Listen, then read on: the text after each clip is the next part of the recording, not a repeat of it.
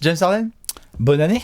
Et bonne année, James Harden. Meilleurs vœux. Ouais. La santé, surtout pour James Harden. Ouais. On espère que la santé va tenir. La santé, la protection sociale, tout ça, les copains, Arbitrage. l'arbitrage, l'alcool. Bonne année à tous les arbitres. Bah, tous les défenseurs. Ouais. Bonne année à tous les défenseurs. Ils vont en avoir besoin. Et oui. Bonne année Mike D'Antoni, parce que franchement alors Mike D'Antoni lui- il a passé de bonnes fêtes. Ah bah depuis Noël, le mec, Passe de bonnes fêtes. c'est la totale. C'était pas mal. Il fallait qu'on parle de James Harden. Ouais, donc Il fallait qu'on fasse la reprise. Surtout 2019, qu'on se lance en vous faisant la bise, en vous souhaitant une bonne année. On espère que les fêtes étaient bonnes. On s'est bien pété le bide. Bon, 2018 c'était sympa. Oui. 2019 risque d'être un petit peu violent. Je Reste un préfère peu prévenir. violent, que ce soit dans l'NBA comme pour Trash. Voilà, c'est ça. Évidemment, clin d'œil. Donc évidemment, on Tempering. voulait démarrer la nouvelle tempering, clin d'œil. Évidemment, on voulait démarrer avec James Harden. Il y a plein de sujets dont on va devoir parler pour se relancer un petit peu, mais James Harden aujourd'hui qui est clairement dans l'actualité pour un tas de raisons. Il va falloir qu'on expose un petit peu tout le dossier autour de Harden, à la fois en individuel, à la fois en collectif. Rockets, ce que ça Rockets, implique dans la classement. ligue en global aussi, Ouais. les débats que ça génère, La course au playoff, la course au MVP. les débats aussi que ça génère autour Ouais. de lui. Ouais. Hein. Combien il y a de lancers. Combien t'as le droit de Ça faire joue bien les Rockets ou pas? Combien t'as le droit de faire de pas sur un Ouais. step back? Et Capella, ça va? Capella, Tout comment ça, tu vas tout ça, tout Hein, ça, Clint tout ça. Bien sûr, bien sûr. Ah bah Clint, chez les Capella à Noël, il y avait une jolie petite barbe farcie. Toblerone. Une petite barbe farcie À bien la comme il Suisse, faut. Ouais. Bien sûr. La classe, Ah bah les là, mecs se sont fait nickel. un kiff. Hein. Ouais. Bah, il doit lui donner, à mon avis, un pourcentage de son deal, Capella. Ah, c'est normal. Ça me semble être la base. C'est normal. Moi je dirais dans les 40%. Dans les 40% à peu près. D'ailleurs, on va y venir après au pourcent. Évidemment, Évidemment, il devrait donner combien lui, tu crois? Attendez, bah, Chris Paul, il a passé de bonnes fêtes aussi. Allez, Hein. oui. Wow, il est en Allez. vacances depuis un mois. Tranquille. Peinard. Du coup, on va devoir faire ça de manière chronologique pour commencer. Évidemment, il y a plein de sujets dont on va devoir parler avec vous. On a envie aussi d'avoir votre avis là-dessus parce que c'est un des sujets qui stimule le plus d'observateurs. Beaucoup de gens qui en ce moment, quand on parle avec eux sur les réseaux sociaux, à droite à gauche, pendant les matchs, après les matchs, c'est un sujet qui attire tellement de monde et qui attire toutes les opinions surtout. En même temps, c'est normal parce que c'est ce que tu me disais là, juste avant. On parle d'un mec qui vient d'enfiler 5 perfs de suite. Déjà, je parle pas de la globalité de sa série, mais Ouais. il y en a là, les 5 dernières, c'est plus de 40 points, 5 matchs Au consécutifs. moment où on tourne, Harden Voilà. marque toujours 40 Au points. moment où Parce qu'après, il y a Trash Talk on va Curse, la hein. sortir très très vite la vidéo parce que sinon Harden va avoir remis 40 points là. Trash Non, Talk mais- Curse, ouais. quand il va tomber à 18 points de Ouais. moyenne. Non tu mais sais. honnêtement, 5 fois de suite 40 points dans un match. Bon alors qui a fait ça dans la NBA? Iverson, Kobe, Iverson, je crois que c'était 4 fois ou peut-être 5 fois. Kobe, Iverson, il l'a Kobe fait et 40 fois Jordan 5. dans les. 5 fois 40, il l'a fait Kobe? Ah bah Ouais. Kobe, il l'a fait 9 fois. 9 fois c'est 40, c'est 9 9 fois 40, consécutifs. ouais. Ah, c'est bien. C'est pas mal. Il y Et avait 4 fois 50. hein. Jordan, il l'a fait Et ça. Jordan, il l'a fait, ouais. Ouais. C'est dans les 40 dernières années, 50 même, je crois, dernières années, qu'il y a 4 mecs qui ont mis ça. Donc, bon, évidemment, c'est de la chance. hein. Vache. Chris Paul, il l'a fait lui? Non. Non. Gérald Green, peut-être. Mais dans tous les cas, oui, Harden est évidemment énorme. On va parler de ses performances récentes. Mais si je pouvais t'inviter à faire quelque chose tout de suite, c'est évidemment parler chronologie. Parce que quand il y a un mois, jour pour jour, à peu près début décembre, on parle, les Rockets sont vraiment dans la merde. Bah ils sont avant Ils sont avant-dernier de avant l'Ouest. d'aller hein. jouer les Lakers. Le fameux match des Lakers, on va remonter 11 matchs en arrière, puisque Harden vient de faire péter une petite série de 11 matchs assez sympathico. Et avant de parler de cette série, donc au moment où ils vont recevoir les Lakers, Oui. parce que je crois que c'est à Houston ce match-là, des Oui, Lakers, contre le les début, Lakers. ils sont à 12 victoires, 14 défaites.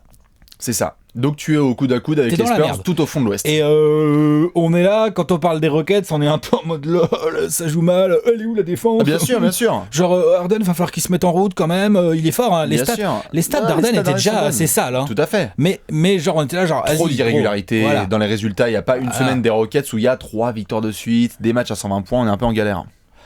Voilà, donc l'autre Il y a un préchauffage contre Portland à 29 points et après il y a les Lakers. Ouais. Là, c'est... Et là les Lakers triple-double avec 50 points. Ouais, et Hein, poster c'est un sur la gueule de Javal. 12-10. Ouais. Le poster sur Il y a Javal. Maggie qui prend la sauce. Ouais. Ah oui. Surtout qu'Harden, il dunk, il en a mis quelques posters. Mais celui-là est vraiment violent. Ouais. Non, mais celui-là est vraiment violent, quoi. Il est. Ah non, c'est Harden n'est pas connu, je veux dire. C'est un bel athlète, hein, C'est James un Harden. Attention, athlète de ouf. c'est un putain d'athlète. Mais c'est pas un mec explosif en termes de détente. Non, bien sûr, il il est a une sneaky. bonne détente. Voilà, c'est un il est- sneaky dunker, comme c'est on un dit dans sneaky. le Je veux jargon. dire, c'est pas comme, je sais pas, c'est pas Giannis ou Ah bah, ou non, même, non, même non, Kawhi, ou tu vois, Donovan quand ça Mitchell. monte, Ah, ou non, Donovan non, bien sûr, Mitchell, sûr. ou... Non, c'est sneaky, ou ces c'est-à-dire gars-là, que quoi. Harden va être lent, à son rythme, il T'as a un peu l'impression sa que ça pace. avance pas, puis en fait t'es derrière. Et puis sur le dernier step, Le bah, il pivot, compte il sur a l'impression Muso. que la barre pèse 12 kilos, puis en fait il se fait postériser. C'est ça.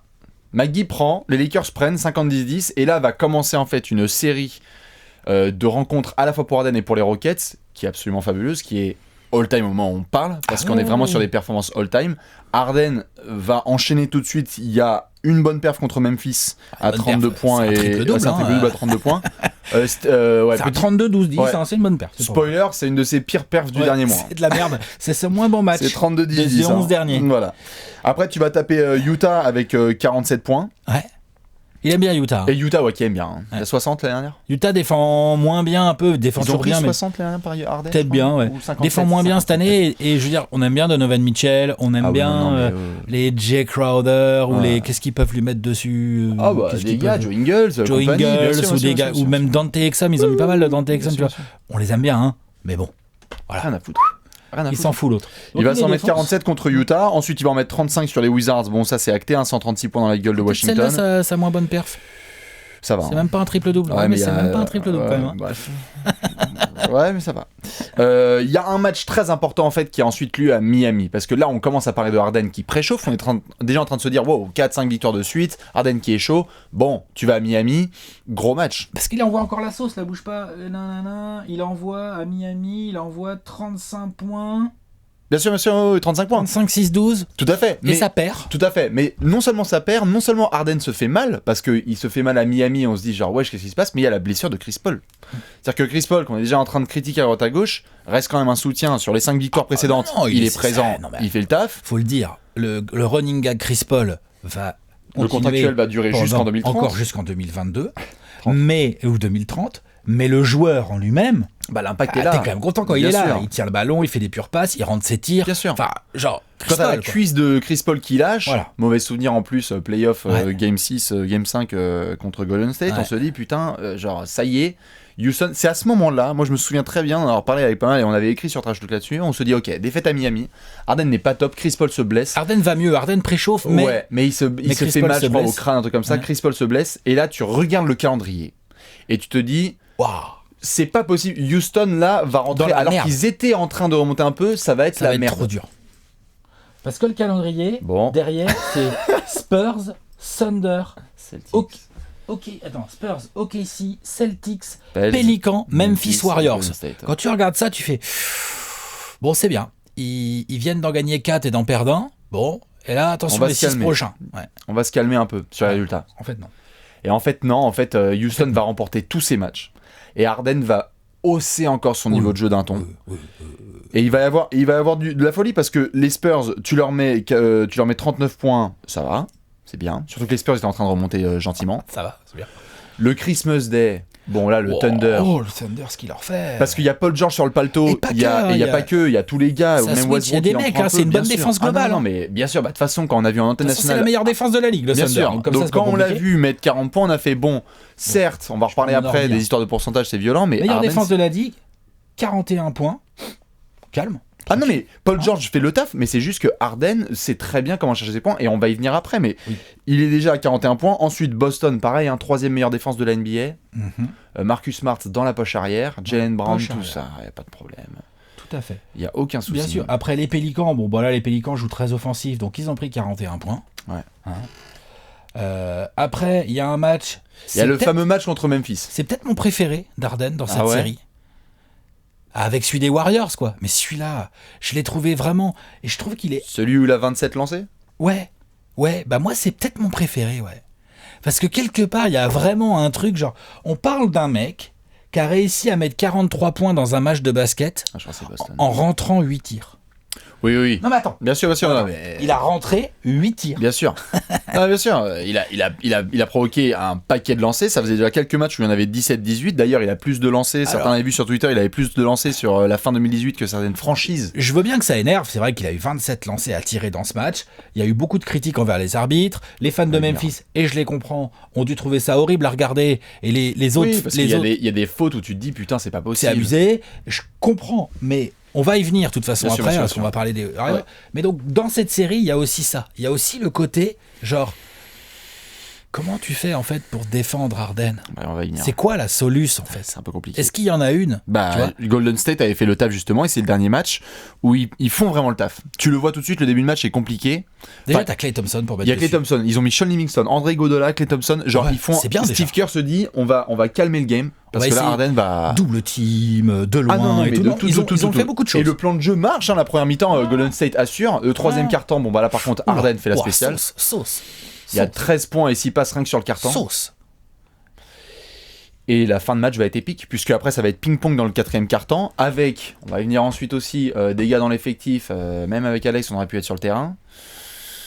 Le 5 majeur de Houston pour démarrer donc ce match, je rappelle, à Golden State. C'est pas l'endroit où c'est le plus facile de gagner au basket en ce moment, quoi. Tu vois, c'est quand même compliqué. Donc, il y a Harden. Autour de lui, il y a Austin Rivers, House Jr., PJ Tucker et Capella. Je veux pas leur faire offense aux 4. Mais... Non, mais c'est... Capella est vraiment très intéressant et fait du gros taf. Mais c'est du bricolage. Mais Tucker, Rivers, House Jr. Tout ça avec Eric Gordon blessé. Eric Gordon blessé, Chris Paul blessé, c'est quand même des vrais playmakers, scoreurs qui ne sont pas là pour aider Harden. Bien sûr, Harden va faire le taf évidemment dans le money time. Le 3 points pour forcer la prolongation. Il rentre pas le shoot de la gagne. On se dit putain, prolongation, qu'est-ce qui se passe ? Ça commence à préchauffer avec Curry qui se dit bon, on arrête les conneries, on y va. Quand Curry a chauffé en prolongue, j'ai fait pareil. C'est terminé cette affaire. C'était bien, bravo Houston. Bien joué Houston, vous êtes bien battu. Tu déconnes, non, il y a un 3 monstrueux de Harden dans le corner sur Kevin Durant, il y a des lancers bien provoqués sur Draymond Green. Il y a les arbitres aussi qui s'y mettent, on va y venir avec le fameux Kevin Durant Kevin Durant a vachement sauvé la balle. Sans déconner. C'est incroyable. Si la balle est le terrain, moi j'étais là. Il est en touche. Ouais, moi j'étais là. Non mais il est vraiment en touche. Il y a même pas un gramme de son corps qui est sur le terrain. Il y a pas besoin du ralenti, je veux dire. Enfin. Le mec est dans le montré le ralenti 4 fois, t'es là, tu fais review. Ouais. Attention, on va à la table. Pourquoi en fait, genre il y a touche, il y a balle rockets quoi, point barre. Sauvetage panier de Curry, donc tu te dis putain plus de Warriors, il reste 5 secondes. Alors là, séquence de l'année. C'est-à-dire que quand tu vois, et c'était intéressant de voir ceux qui étaient devant le match en direct, il y a des moments comme ça, on a vu sur les derniers MVP en régulière, on le voit, il y a des moments forts où tu te dis là, faut marquer là. C'était le point d'exclamation. Et il met un 3 sur Draymond Green et Klay Thompson. Et Klay Thompson, parce qu'il y a Klay Thompson sur lui très haut. Dès le rond central, il y a Klay Thompson. C'est un tableau de la Renaissance. Écran, il glisse sur sa droite comme il aime bien Harden. Là, c'est un gaucher qui aime bien glisser sur sa droite pour shooter. Et il shoot au-dessus de Draymond qui fait vraiment un excellent contest. Motherfucker. C'est un excellent contest. Bien sûr. Et puis après... Et limite, comme dit Darrell Morey après, et limite, tu peux demander faute. Il y a faute. Franchement, il y a faute. Mais donc, il rentre ce 3 qui est monstrueux. Moi, je dis qu'il y a faute. Tu compenses. Et on va y venir. Ouais. Mais... parce que l'arbitrage, on va y venir en bien sûr. Mais si l'arbitre siffle faute sur ce... Bon, ça change rien au résultat vraiment du match. Mais si siffle faute là-dessus, franchement, on peut pas dire... C'est pas un scandale. Bien sûr. Le 3 rentre. Bon, là, l'Oracle Arena, c'est un chopi, quoi. Silence complet. Le tir après est loupé de Kevin Durant au buzzer et victoire de Houston à Golden State, monstrueuse. Et encore un match à 40 points et encore un triple-double et encore un mettez la franchise sur mes épaules, je vais vous emmener jusqu'au bout. 15 passes jusqu'au bout. Le plus loin possible, jusqu'au bout du match. Jusqu'au bout de la rencontre, tu te gagnes. C'est pour ça que je. Non, jusqu'au bout de la rencontre. D'envoyer une petite jusqu'au bout de la soirée. Tout à fait. C'est ça. Bien sûr. Mais c'est absolument fabuleux. Et donc, c'est ce 5e match de suite avec 40 points. C'est Harden qui met une action. Je veux dire, elle est déjà. Il y a plein d'actions qu'on va pouvoir mettre dans le top 10 de fin d'année des plus belles actions. Mais c'est une action qui est tellement marquante. Bien sûr. C'est lui contre tous les Warriors. La célébration contre Draymond Green, motherfucker. C'est fabuleux. Et donc aujourd'hui, on est sur 11 victoires en 12 matchs. C'est ça, j'allais dire 10 en 11 matchs, mais oui, tu peux rajouter 11 Portland. 11 victoires en 12 matchs avec donc Portland, et donc aujourd'hui, tu es remonté en 4e place à l'ouest. 22 victoires, 15 défaites, donc c'est très serré. Je veux dire, en fait, il y a un micro... Le trio de tête a une micro-avance de genre un match et demi, 2 matchs. Le trio de tête, là, le Denver, Thunder, Golden State, a un micro-avance de 2 matchs. Mais après, entre Houston qui est 4e et le 8e, ça doit être les Lakers maintenant. Il y a les Spurs dans le lot. Le Pélican. Le Pélican est loin. Pélican est plus loin. Non, Pélican est très loin. Non, mais il y a genre 3 défaites max. Pélican, il faudrait qu'il se mette à gagner quand même. Mais je pense plus aux Blazers ou même les Mavs qui sont pas encore trop arrachés ou les Grizzlies, tu vois, genre qui sont encore plus ou moins moins dans le délire. On va voir si ça tient, mais en tout cas, c'est encore très serré, mais c'est surtout ça. Houston est revenu. Houston est 4e. Si Houston continue à gagner un peu, ils peuvent rentrer dans le trio parce qu'il n'est pas non plus si loin que ça, le trio de tête. Si l'autre il continue à mettre des chicorées. Chris Paul va finir par revenir. Bien sûr. Faut-il. Eric Gordon également. Ouais. Tu vois, genre. Non, bien sûr.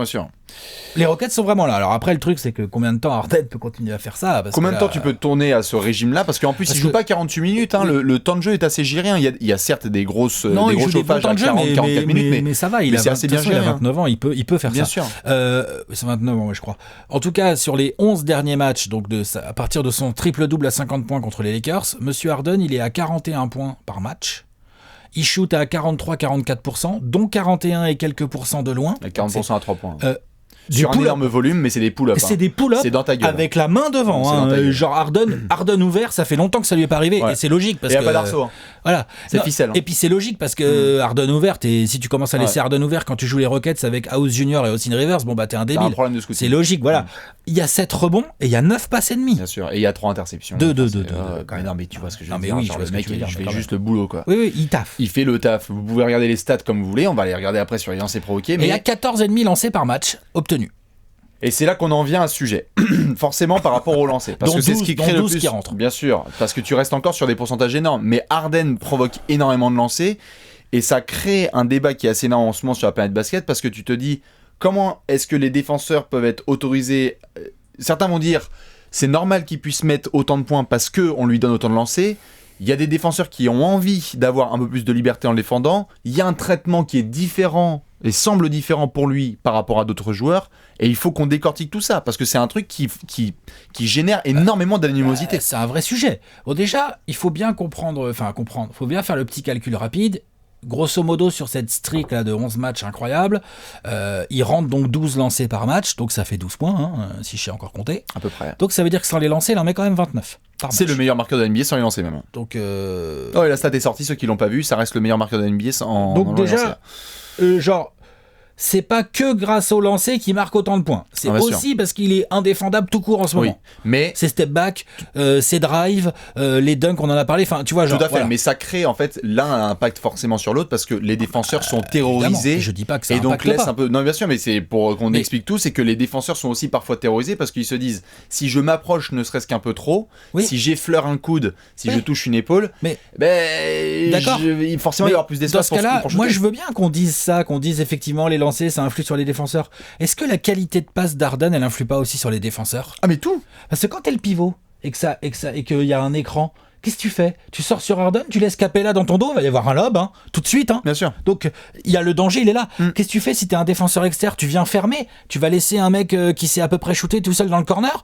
Je sais pas, PJ Tucker dans le corner, est-ce que t'as vraiment envie tant que ça de le laisser tout seul? Ou Gerald Green? Pas vraiment. Et Harden va les servir. Donc en fait, ce qu'il faut bien comprendre, et c'est là qu'Harden est ouf, on peut parler de l'arbitrage, on va en parler, là on a déjà commencé. Oui, moi aussi, quand je suis devant l'écran, honnêtement, des fois je suis devant l'écran, genre Harden il lève les bras dans le défenseur, là tu sais comme il fait. Bien sûr. Et là je fais vas-y, siffle pas ça, tu vois, genre moi aussi je suis saoulé. Même regarder les Rockets, ce n'est pas hyper plaisant. Ah bah non, ça c'est encore un autre sujet. On va y venir, mais c'est le pas, jeu des Rockets, super plaisant. C'est dégueulasse. Mais regarder Harden, c'est quelque chose d'assez historique là en ce moment. Donc on regarde. Et donc on voit des fautes qui se fait siffler, ou des fois en contre-attaque, c'est vraiment lui qui lance son corps dans le défenseur, qui bouge à peine. Sa moitié de terrain, tu vois. Et genre c'est vrai que c'est abusé, les arbitres sifflent trop facilement des fautes à Harden, c'est sûr. Mais c'est pas un si gros pourcentage que ça des lancers qu'il obtient. Alors, finalement, bien sûr. En fait, il en obtient plein où il y a faute déjà. Mais déjà, il y a faute, bien sûr. Et il y a surtout un aspect, et moi, j'avoue, c'est le truc qui peut-être me saoule le plus sur toute cette affaire Harden, c'est que demander à des gars qui a pu avoir par le passé, les Paul Pierce, les autres gars, même les Kobe, les Jordan et autres, les gros scoreurs qui sont intelligents, genre, c'est un art de savoir provoquer les fautes. Bien sûr. Savoir utiliser les angles de vision des arbitres pour savoir quand est-ce qu'ils vont pas pouvoir bien voir et juste jeter ses bras, ou savoir quand créer le bon bump. On peut dire que certes, il y a du flop, il y a de l'acting, mais c'est un art, c'est un art du scoring. Jordan, qui était un joueur absolument impossible à défendre, je veux dire, ça c'est un secret pour personne, et qui était un tueur, tu pouvais que faire faute quand il partait en drive, ou alors tu te prenais un dunk ou un panier. Et pas les dans ces grandes années, les plus grosses années de Jordan, il y en a un paquet, mais où il est vraiment genre à 30 points et quelques de moyenne et tout. Franchement, faut regarder les stats. Je suis sûr qu'il a au moins 10, 11 ou 12 lancers par match. Il y a du lancer provoqué, évidemment. Bien sûr. Et les règles étaient plus dures qu'aujourd'hui. Peut-être qu'aujourd'hui, Jordan en aurait plus. Mais ce que je veux dire par là, c'est que Bah ouais, les énormes scoreurs. Il y a un moment, les défenseurs savent plus comment faire. Les gros, ils hésitent à venir en aide parce qu'en plus Harden est un passeur incroyable. Et du coup, tu mets tes bras parce que t'as pas envie qu'il parte en dribble. Et l'autre, il est malin, il se jette dans tes bras et il y a faute. Et puis il y a un moment où juste la logique, elle est implacable. Si le lancer est un des shoots les plus faciles du basket, tu vas essayer d'en provoquer, quoi. Bah ouais. Et donc t'es Harden, t'es bon au lancer, tu te dis bon, ok, tous les yeux sont sur moi, on me met des défenseurs dans tous les sens, je vais essayer. Et il y a parfois des séquences du coup qui sont dégueulasses, où il va se jeter, la balle est perdue, contre-attaque, terminé, Houston se prend. Mais il va savoir comment provoquer lancer. La vraie, je pense, la vraie difficulté qu'il y a et qui est frustrante, c'est que tu as l'impression que parfois ça c'est très lié à la NBA, c'est que le traitement est différent par rapport à certains joueurs. C'est-à-dire que si Harden va faire ce geste-là, un mec en face peut le faire, il ne va pas avoir ses sifflets. Mais ça, c'est pas lié à la NBA, c'est lié au sport de haut niveau. C'est lié au sport de haut niveau, mais c'est aussi lié à la NBA qui va parfois traiter différemment les superstars d'autres joueurs. Au foot, les superstars, quand elles se jettent un peu et qu'elles roulent, pour pas le citer, Neymar, il obtient plus de fautes que plein d'autres joueurs. Bien sûr. Non, on est d'accord. Tout à fait, mais c'est juste que. Tu vois, bien sûr, mais c'est juste que quelqu'un qui regarde aujourd'hui. Non, mais c'est juste que quelqu'un qui regarde aujourd'hui la NBA, qui voit un match d'Harden et qui se dit, mais attends, je comprends pas. Il vient de faire la même chose, le gars en face, il a pas eu les lancer. Ouais. Ah non, mais je suis d'accord. Ça, c'est aussi comprendre que la NBA fonctionne aussi comme ça, non pas pour dire c'est des mecs qui veulent absolument qu'Harden mette 40 points de moyenne, mais c'est juste que ils veulent protéger leurs stars. Mais nous, et donc Harden va avoir des coups de sifflet plus avantageux. Des fois, on rigole entre nous quand on regarde des matchs, on est là, ouais, bah ça, c'est un Hall of Famer call.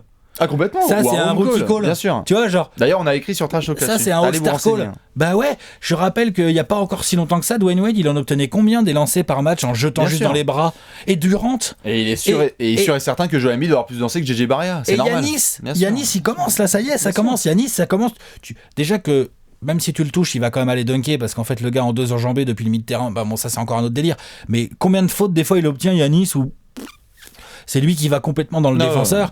Donc, Harden en ce moment, oui, ça énerve. Moi, je suis d'accord pour dire que parfois ça va trop loin. Régulièrement. Genre Memphis, ça allait trop loin. 27 lancés, moi je trouvais perso que c'était trop loin. En fait, ça va trop loin. Et surtout, en fait.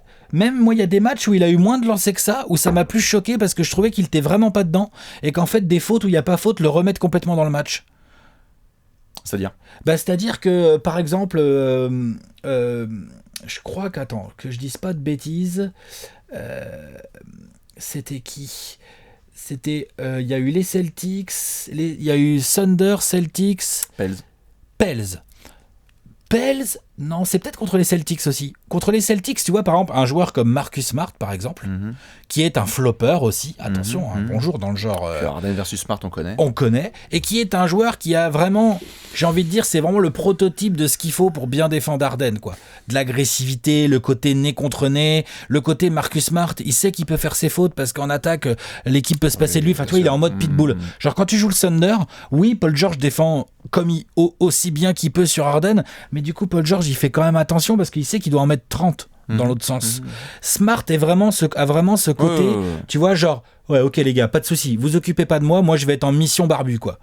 Et je trouve que Smart, à plusieurs reprises, et j'ai souvenir aussi du net d'Orford qui était extrêmement propre, où là ça m'a énervé parce que je trouve qu'Harden était en difficulté. Il faisait un bon match, attention, mais il était dans un passage où la défense des Celtics s'était hyper bien adaptée comme elle sait le faire et tout, et où les arbitres sur des calls que, après de mon point de vue, parce qu'après c'est pareil, les calls d'arbitres ça se discute au basket, mais de mon point de vue étaient des calls assez foireux, il y en a plein. Des terrible calls comme dirait notre ami Tom Heinsohn, et je trouve que des fois ça peut le remettre dans le match.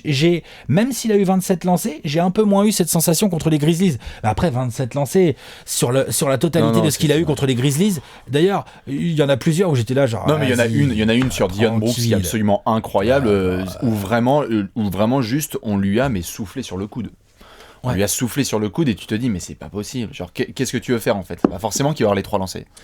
Donc voilà. Sur l'arbitrage, forcément, Harden, ça va continuer. Genre, si vous avez du mal avec ça, mouillez-vous la nuque parce que ça va continuer.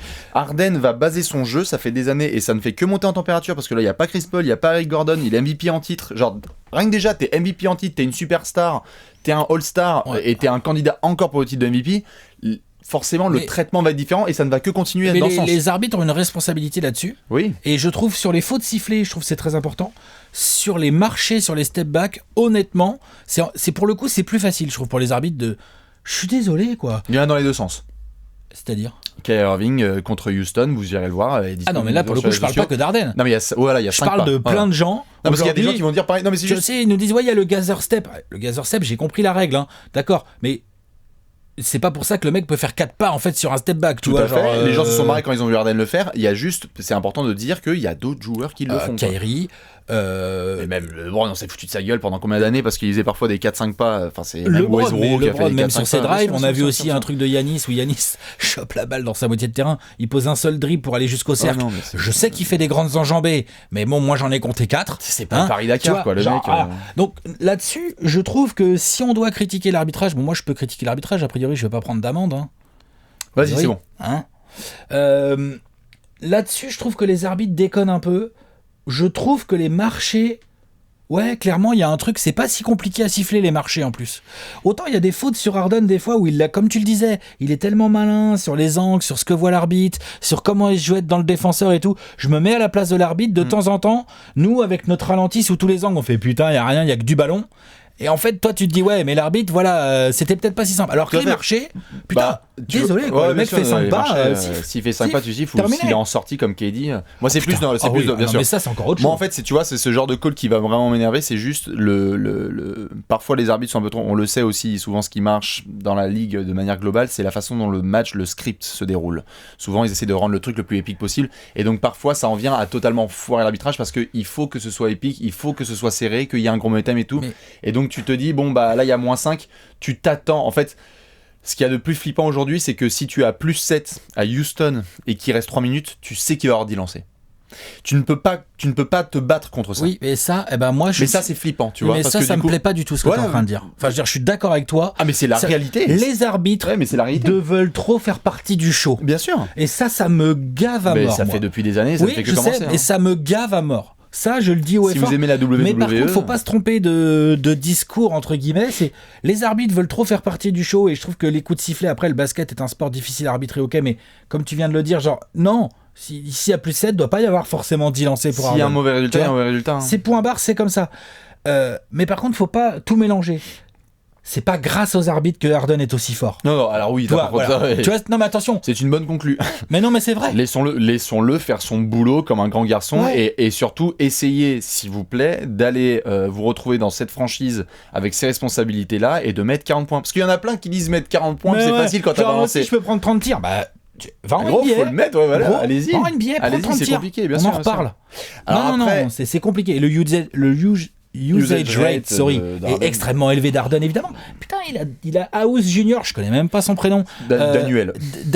C'est comme Daniel, mais avec une faute de frappe. Austin Rivers et PJ, il va faire quoi? Il va filer la balle à PJ Tucker en création? Enfin, je sais pas, je demande. Il n'empêche qu'on parle énormément de Harden, mais qu'il faut grave féliciter Capella et Austin Rivers, qui sont deux énormes satisfactions récentes. Austin Rivers en intégration directe.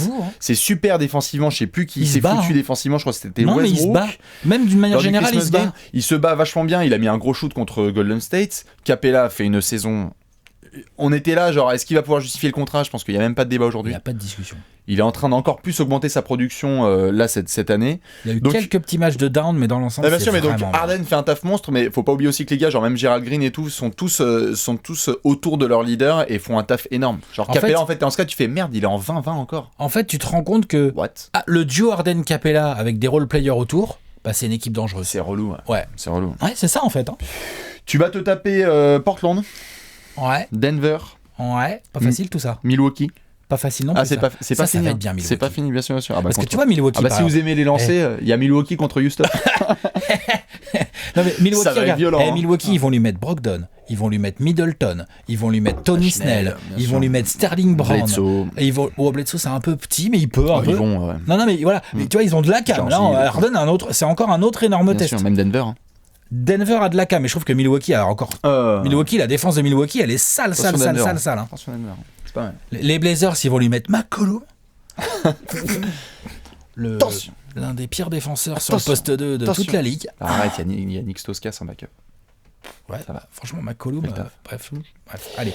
Dans tous les cas, pour Harden, si on doit résumer évidemment en long et en large, c'est absolument épique ce qui est en train de se passer. Il faut aussi apprécier, même si ça peut être parfois compliqué dans le jeu, parce que Houston, c'est pas forcément très joli à voir, il faut aussi parfois savoir apprécier le taf monumental que fait un mec pareil dans son contexte, dans sa situation. Remettre un petit peu dans le contexte et comprendre que sans Chris Paul, avec les Rockets qui étaient avant-dernier de l'Ouest, un programme d'enculés, désolé pour l'expression, mais franchement, quand on a regardé le programme à la mi-décembre, on s'est dit, Houston va rester là, que non seulement il fasse ses stats, mais que en plus, ça contribue aux victoires de Houston, c'est incroyable. C'est all time. Donc voilà, donc maintenant la question c'est de se poser genre, combien de temps il peut nous tenir ça encore le barbu? Voilà. Bah vu qu'il est plutôt bon pour gérer son énergie, je pense qu'il peut encore quelques temps. Par contre, trash talkers. Comme je disais en intro, tu le sais. Le 5 fois de suite à 40 points et plus, c'est historique. Mm-hmm. Donc déjà, voilà. Bah toi qui n'as pas Chris Paul, il va devoir taper les 40, hein, ou au moins 35 quoi. C'est vrai, avec 10 passes. Hein. Et avec ses 10 passes. Parce qu'il faut nourrir les copains. Hein. Donc c'est quand même il peut continuer, hein. Il peut continuer, mais il va surtout falloir continuer. Parce qu'à l'Ouest... Parce que là, on n'en a pas beaucoup parlé, mais on l'a dit un peu en filigrane. Clairement, c'est vrai que du coup, le jeu des Rockets, collectivement parlant... C'est pas... Ah non, c'est sûr. Non, c'est pas... Regardez, les Rockets, en ce moment, c'est un peu la purge. Mais bon, c'est comme ça, faut faire avec. Le but, c'est de remporter le match. Au moins, ils ont compris qu'il fallait filer la balle 98% du temps à Harden. Au moins, c'est pratique. Et enfin, point d'exclamation, bon, je pense qu'il est de retour dans la course au MVP. Hein. Tu crois? Il est de retour, clairement. Non. Au moment où on tourne la vidéo, il n'était pas dans la course. Là, maintenant, il peut dire qu'il est pas loin, là. En tout cas, il discute. Merci, hein. Merci, James. Je crois que ça fait partie des trucs qui l'ont énervé, ça, quand il a vu qu'il était pas forcément... Quand il a vu la vidéo? Ah, mais il nous a dit, hein. Il nous a envoyé fuck you, French guys, hein, oh là là. Ouais, bande de bastards. Comment ça, je suis pas dans la course au MVP? Je vais vous mettre 7 matchs à 40 pions, vous allez fermer vos grandes gueules. Enfin bref, les fans de Houston surtout, hein, vous restez dans le bunker hein, contre les insultes dans tous les sens, vous profitez surtout de ça. Les gens qui ont envie de débattre sur l'arbitrage avec nous, allez-y, volontiers, tous les soirs, tous les matins, tous les midis dans les commentaires. Et nous, on se retrouve rien que déjà pour le match ensuite contre Portland. Et puis pour les ça suivants, va pas être facile. Portland est comme ça en ce moment, mais pas une équipe facile, je pense, à jouer pour les Rockets. Sûr. À la prochaine. Ciao.